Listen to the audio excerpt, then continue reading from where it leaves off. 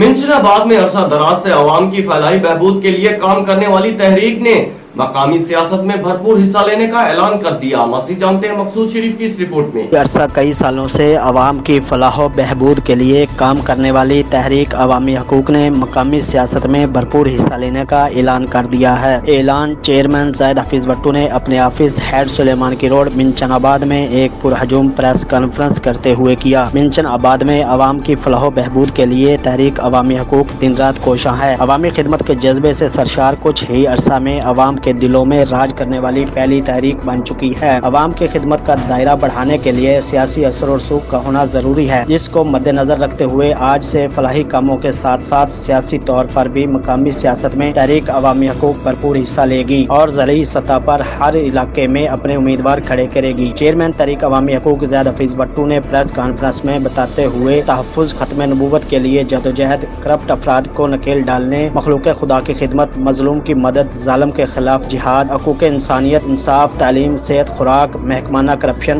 اور کرپٹ عناصر کی حوصلہ شکنی، کسانوں کے معاملات کا حل، علاقہ کی تعمیر و ترقی ہمارا منشور اور ایجنڈا ہے۔ ہم اس ہر شخص، افیسر، سیاستدان جو کرپشن کرے یا ایسے عناصر کا ساتھ دے ان کو ایک ہی صاف میں دیکھیں گے اور ایسے تمام لوگوں کے خلاف اعلان جنگ ہوگا، اور جو سیاستدان، افیسر، سماجی شخصیت عوام کی فلاح و بہبود کے لیے کام کرے گا وہ ہمارے سر کا تاج اور ہماری تمام تر ہمدردیاں اس کے ساتھ ہوں گی، کیونکہ ہمارا منشور واہ واہ کرنا، کروانا یا کسی کو نیچا دکھانا نہیں، بلکہ عوام کی فلاح و بہبود اور عوام کو درپیش مسائل کا حل ہے۔ پرہجوم کانفرنس میں چیئرمین تحریک عوامی حقوق زاہد حفیظ بٹو کے ساتھ میاں اسحاق ککریہ، محمد خان بھٹی، میاں محمد اسلم چکوفہ بٹو اور کارکنان کی کثیر تعداد موجود ہے۔